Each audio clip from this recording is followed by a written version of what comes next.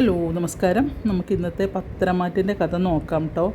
അപ്പോൾ ഇന്ന് ഇപ്പോൾ ലേറ്റായി അതിൻ്റെ ഇത് വന്നപ്പോൾ പത്തരമാറ്റിൽ എങ്ങനെ വെച്ചാൽ ജലജയും കനകയും കൂടി ഇരുന്ന് സംസാരിക്കുകയാണ്. ഒരുത്തി ഇപ്പോൾ ക്യാമ്പിൽ പോയി എന്ന് പറഞ്ഞിട്ടും കാര്യമൊന്നുമില്ല. അനി എന്താണ് ഇപ്പോഴും അവളെ പിന്നാലെ തന്നെയാണ്. അതുകൊണ്ട് പിന്നെ പോയി എന്ന് പറഞ്ഞ് സമാധാനിക്കാനൊന്നും പറ്റില്ല എന്നൊക്കെ ഇങ്ങനെ സംസാരിച്ചുകൊണ്ടിരിക്കുമ്പോഴേക്കും അനാമിക അങ്ങോട്ട് വരികയാണ്. അനാമിക അങ്ങോട്ട് വന്നിട്ട് അറിയും ഇപ്പോഴും അവളെ വിളിക്കുന്നുണ്ട്. അമ്മേ, രാത്രി ഞാൻ കിടന്നുറങ്ങുന്ന സമയത്ത് അവൻ നീച്ചു പോയിട്ട് അവളായിട്ട് ചാറ്റ് ചെയ്യുന്നുണ്ട്, സംസാരിക്കുന്നുണ്ട്, അവളെ വിളിക്കുന്നുണ്ട് എന്നൊക്കെ പറയും. ഞാൻ പിന്നെ അറിയാത്ത പോലെ കിടക്കുകയാണ്. ഇപ്പോൾ അതൊന്നല്ല പ്രശ്നം. ഇപ്പോൾ അവൻ്റെ ഏട്ടനുണ്ടല്ലേ, ഏട്ടനെയും കൂടെ പുതിയൊരു കഥയായിട്ട് ഇറങ്ങിയിരിക്കുകയാണ്. അവൻ്റെ ഏട്ടൻ പോയിട്ട് ഇന്നലെ എൻ്റെ അച്ഛനെ പോയി കണ്ട് എന്നാണ് തോന്നുന്നത്, അച്ഛനെ പോയി കണ്ട് എന്താണ് ഞാൻ കുറേ ആൺപിള്ളേരെ കൂടെ ചുറ്റിക്കറങ്ങി നടക്കുകയാണ്, അതാണ് ഇതാണ് എന്നൊക്കെ പറഞ്ഞിരിക്കുന്നു. എനിക്ക് എൻ്റെ ഫ്രണ്ട്സൊക്കെ കൂടുതൽ ആൺപിള്ളേർ തന്നെയാണ് അമ്മേ. ഞാനിപ്പോൾ അവരോട് സംസാരിക്കും, ചിലപ്പോൾ അവരോട് കൂടെ ഒരു വരുന്നേരം പോയി ആഹാരം കഴിക്കും. അതൊക്കെ അത്ര വലിയ തെറ്റാണോ എന്നൊക്കെ ചോദിക്കുകയാണ് ജാനകിനോട്. അപ്പോൾ ജാനകി അറിയും, ഇക്കാലത്ത് അതൊന്നും അത്ര വലിയ തെറ്റൊന്നുമല്ല. എന്താ ഇപ്പോൾ ആൺകുട്ടികളും പെൺകുട്ടികളൊക്കെ ഒന്ന് കണ്ടു സംസാരിച്ചു വെച്ചാൽ അത്ര വലിയ അതൊന്നും അത്ര വലിയ തെറ്റൊന്നുമല്ല മോളെ എന്നൊക്കെ പറയും. അപ്പോൾ പറയാം, അതന്നെ അമ്മേ, അത് അത്ര വലിയ തെറ്റൊന്നുമല്ല. എന്നിട്ടും പിന്നെ എന്താണ് അവനിപ്പോൾ അതാണ് പറഞ്ഞുണ്ടാക്കുന്നത്, എന്നെ ഇവിടുന്ന് എങ്ങനെയെങ്കിലും ഒഴിവാക്കാൻ വേണ്ടിയിട്ടാണ് എന്നൊക്കെ പറയും. അപ്പോൾ പിന്നെ അപ്പോൾ ജലജ പറയണേ, കഷ്ടം മോളൊരു കാര്യം ജാനകി, എന്തൊക്കെയാണ് ആ കുട്ടി അനുഭവിക്കണം ഇവിടെ വന്നതുകൊണ്ട്. ഇപ്പോൾ അതാ പുതിയതും അവനെ ആ കുട്ടീനെ ഇഷ്ടമല്ല. അപ്പോൾ അവളെ പറഞ്ഞേക്കാൻ വേണ്ടിയിട്ടുള്ള ഓരോരോ നാടകങ്ങളായിരിക്കും എന്നൊക്കെ അങ്ങനെ പറയണം. അപ്പോൾ അതുതന്നെയാണ്, അല്ലാണ്ട് ഞാനൊരു തെറ്റും ചെയ്തിട്ടൊന്നുമില്ല എന്നൊക്കെ പറയും. എന്നിട്ട് അപ്പോൾ പറയും, എന്തൊക്കെ പറഞ്ഞാലും ശരി, നീ മോൾ തന്നെയാണ് എൻ്റെ പിന്നെ മരുമകൾ എന്നൊക്കെ പറയും. അപ്പോഴേക്കും നമ്മൾ അനാമിക വരികയാണ്, നയന കയറി വരും. നയന ബാഗൊക്കെ പിടിച്ചിട്ടാണ് വരുന്നത്. അപ്പോഴേക്കും ഞാൻ എന്താണ് ജലജ അടുത്ത അവതാരം വന്നിട്ടുണ്ട് എന്ന് പറയും. അപ്പോൾ നേരെ അവൾ ഇങ്ങോട്ടാണ് കയറി വരിക. അപ്പോൾ പറയും, ഇവിടെ നീ ഇല്ലാത്തതുകൊണ്ട് കുറച്ച് ഒരു സമാധാനം ഉണ്ടായിരുന്നു, ഇപ്പോൾ അതോടുകൂടി അതും പോയി എന്നൊക്കെ അങ്ങനെ പറയും. അപ്പോൾ അനാമിക അടുത്ത വഴിക്ക് പറയും, നിങ്ങൾക്ക് അവിടെ നിന്നാൽ പോരായിരുന്നില്ലേ, നിങ്ങളെ ചേച്ചീനെ പ്രസവത്തിൻ്റെ കൂട്ടിക്കൊണ്ടുപോയതല്ലേ, അപ്പോൾ നിങ്ങൾക്ക് അവിടെ നിന്നാൽ പോരായിരുന്നില്ലേ എന്ന് ചോദിക്കും നയനോട്. അപ്പോൾ നയന് പറയും, എൻ്റെ മൂത്ത മരുമകളായിട്ട് എന്നെയാണ് ഇവിടെ കല്യാണം കഴിച്ചു കൊണ്ടുവന്നത് എന്നെക്കാട്ടിലും മുന്നേ, അതുകൊണ്ട് ഞാൻ ഇവിടെ നിൽക്കണം അവിടെ നിൽക്കണമെന്ന് ഞാനാ തീരുമാനിക്കുക, നീ അതിലിടപെടണ്ടെന്നൊക്കെ പറയും. അപ്പോൾ പറയും, ഒരുത്തി ഇവിടെ നിന്ന് അങ്ങോട്ട് പോയിട്ടുണ്ടല്ലോ, എന്നിട്ടും അതിന് എൻ്റെ ഭർത്താവിന് പിന്നെ അവളുടെ പിന്നാലെ നടക്കൽ തന്നെയാണ് പണി ഇപ്പോഴും എന്നൊക്കെ അങ്ങനെ പറയും. അപ്പോൾ ജാനകിയും അതിനെ സപ്പോർട്ട് ചെയ്യുന്ന പറയും. അപ്പോൾ പറയും, നിൻ്റെ ഭർത്താവ് എൻ്റെ അനിയത്തീൻ്റെ പിന്നാലെ എന്നാണ് നടക്കലുണ്ട്, എൻ്റെ അനിയത്തി നിൻ്റെ ഭർത്താവിൻ്റെ പിന്നാലെ അല്ല നടക്കുന്നത്. പിന്നെ നിൻ്റെ ഭർത്താവ് അങ്ങനെ എൻ്റെ അനിയത്തിയുടെ പിന്നാലെ വന്നിട്ടുണ്ടെങ്കിൽ അതിൻ്റെ ഇത് നിനക്ക് തന്നെയാണ്, നീ നന്നല്ലാഞ്ഞിട്ടാണ് അവൻ അങ്ങനെ അവളുടെ പിറകെ വരുന്നത്. അത് നീ നിൻ്റെ ഭർത്താവിനെ സ്നേഹിക്കുക. അപ്പോൾ നിൻ്റെ ഭർത്താവ് നിൻ്റെ അടുത്ത് തന്നെ നിൽക്കും. എൻ്റെ ആദർശേട്ടനെ എന്നെ ഇവിടെ വേണം, അതുകൊണ്ടാണ് ഞാനിവിടെ വന്നത് എന്നൊക്കെ പറഞ്ഞ് അങ്ങനെയൊക്കെ. ഇപ്പം ഇനിയിപ്പോൾ എന്തൊക്കെ പറഞ്ഞാലും ഞാൻ ഇവിടുന്ന് പോകാനായിട്ട് ഉദ്ദേശിക്കുന്നില്ല, കാരണം ഇവിടെയുള്ളവർക്ക് ഇവിടെ വേണം. അപ്പോൾ പറയും, നീ ഇവിടെ ഇല്ലാത്തത് തന്നെയാണ് ഞങ്ങൾക്ക് സമാധാനം. അപ്പോൾ പറയും, അത് നിങ്ങൾക്ക് 2-3 പേർക്കായിരിക്കും, അല്ലാതെ ആർക്കും ഞാനിവിടെ ഇല്ലാത്തത് കൊണ്ട് സമാധാനക്കേടല്ല, സങ്കടമാണ് എന്നിങ്ങനെ പറയും കേട്ടോ.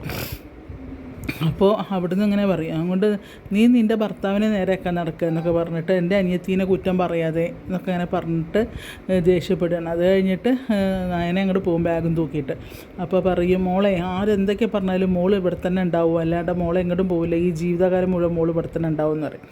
അപ്പോൾ നമ്മുടെ അനാമികയുടെ മുഖത്തൊരു ഗൂഢസ്മിത, കാരണം അവളിങ്ങനെ ജയിച്ചു എന്നുള്ള ഭാവത്തിൽ ഇങ്ങനെ നിൽക്കും. ഇനിയിപ്പോൾ എന്ത് വലിയ റോക്കറ്റോ മിസൈലോ കൊടുത്തിട്ടും കാര്യമല്ല, കാരണം അവളുടെ ഭാഗം ക്ലിയർ ആക്കി ഇവിടെ. അങ്ങനെ പിന്നെ കാണുന്നത് മുത്തശ്ശിയും കൂടി ഇരുന്നിട്ട് ഇങ്ങനെ സംസാരിക്കുന്നതാണ്. അപ്പോൾ പറയും, എന്തൊക്കെ പറഞ്ഞാലും നയനമോൾ ഇവിടെ ഇല്ലെങ്കിൽ ഒരാളില്ല കേട്ടോ, നയനമോൾ വേണം. അപ്പോൾ താൻ ഈ മരുന്നൊക്കെ എടുത്ത് തരും, മുത്തശ്ശൻ പറയുന്നതാണേ, മുത്തശ്ശിയോട് ഈ മരുന്നൊക്കെ എടുത്ത് തരുമ്പോൾ മോളുടെ ഒരു ഇത് നല്ല വ്യത്യാസമുണ്ട് ഇവിടെ നമ്മുടെ വീടിനകത്ത് എന്നൊക്കെ പറയും. ഇപ്പോൾ എന്താ ചെയ്യുക, അമ്മയമ്മ ഇപ്പോൾ മരുമകളും തമ്മിൽ സ്നേഹമായിട്ട് ഇങ്ങനെ അമ്മയമ്മ പിന്നാലെ നടക്കുകയല്ലേ മരുമകളുടെ കൂടെ, മരുമകളെ സ്നേഹിച്ചിട്ട്. അപ്പോൾ അങ്ങനെ പറഞ്ഞുകൊണ്ടിരിക്കുമ്പോൾ നയന ഇങ്ങോട്ട് വരിക. അപ്പോൾ മുത്തശ്ശൻ കാണും നയന ഇറങ്ങി വരുന്നത്.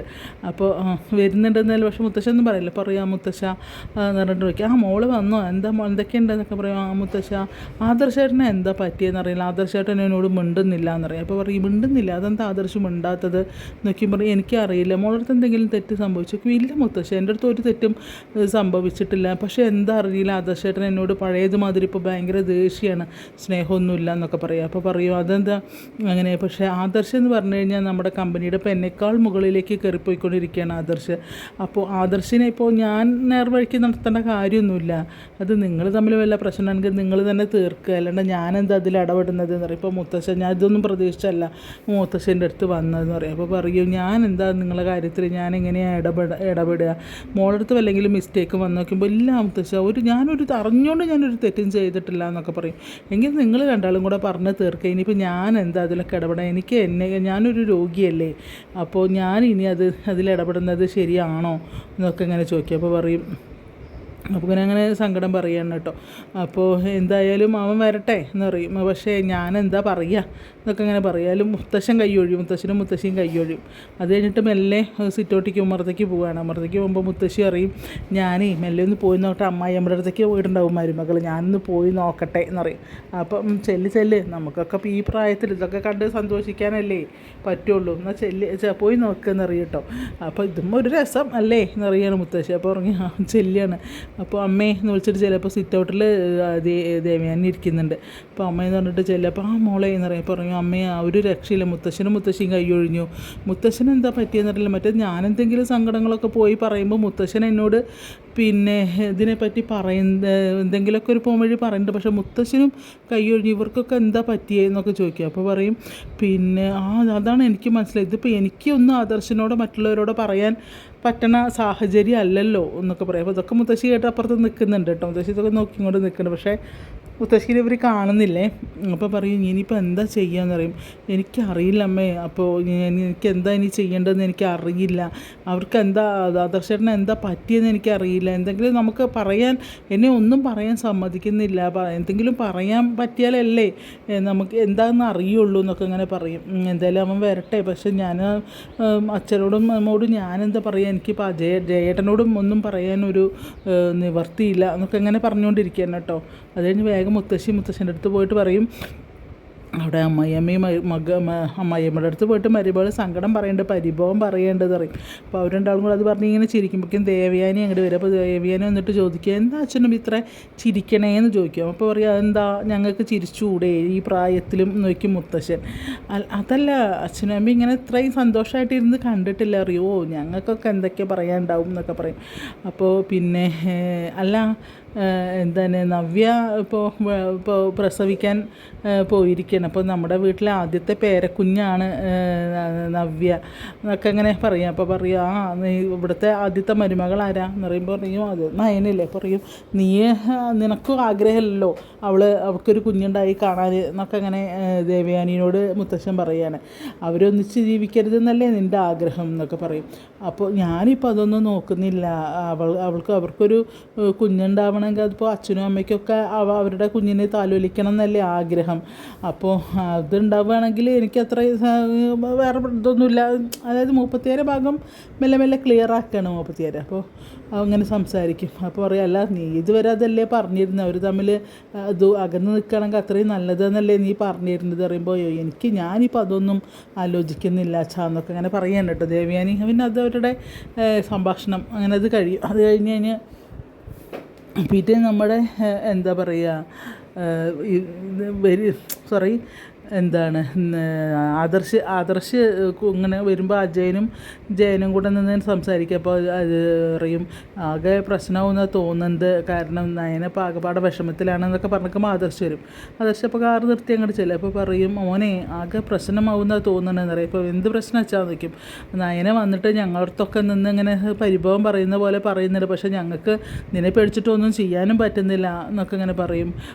നമുക്കൊക്കെ എല്ലാവർക്കും മാറ്റം വന്ന പോലെ അവൾക്ക് തോന്നുന്നുണ്ട് പറയുന്നുണ്ട് എന്നൊക്കെ പറയും. അപ്പോൾ നമ്മുടെ ദേവയാനീൻ്റെ അടുത്ത് നയന പറയുന്നുണ്ട് ഇതെല്ലാവരും ഇങ്ങനെ ചെയ്യണമെങ്കിൽ ഞാൻ കടുത്ത തീരുമാനം എന്തെങ്കിലും എടുക്കും എന്നിങ്ങനെ ദേവയാനീൻ്റെ അടുത്ത് നയന പറയുന്നുണ്ട് കേട്ടോ. അപ്പോൾ പറയും അത് കഴിഞ്ഞിട്ടാണ് അജയനും ജയനും പറയുന്നത്. അപ്പോൾ ഇനി എന്താ വെച്ചാൽ അപ്പോൾ അതൊന്നും അല്ല, അതൊക്കെ അവിടെ പോട്ടെ, അത് അതിൻ്റെ വഴിക്ക് പോകും, അതൊന്നല്ല ഇപ്പോൾ പ്രശ്നം. നമ്മളെ ജ്വല്ലറിയിൽ ആരോ കരിപ്പൂര് വഴി മറ്റേ കള്ളക്കടത്ത് സ്വർണം കൊണ്ടുവന്നിട്ട് നമ്മളെ ജ്വല്ലറി വഴിയാണ് വിറ്റ് പോയണത്. അത് ഇപ്പോൾ പോലീസുകാർ നമ്മുടെ സ്റ്റേഷനിൽ ഇങ്ങനെ ഒരു കേസുമായിട്ട് അല്ല നമ്മളുടെ ജ്വല്ലറിയിൽ ഇങ്ങനെ ഒരു കേസുമായിട്ട് ആദ്യമായിട്ടാണ് വരുന്നത്. അപ്പോൾ അതിൻ്റെ വിഷമത്തിലാണ് ഞാൻ ആരാ എന്താന്ന് ഇപ്പോൾ അച്ഛനും വലിയച്ഛനും അച്ഛനും ഇളയച്ഛനൊക്കെ അറിഞ്ഞിട്ടുണ്ടാവുമല്ലോ കാര്യങ്ങൾ. അപ്പോൾ അത് എന്താണ് എന്നുള്ളതിലാണ് ഞാൻ അകപ്പാടെ വിഷമിച്ചിരിക്കേണ്ടതെന്നൊക്കെ പറയും.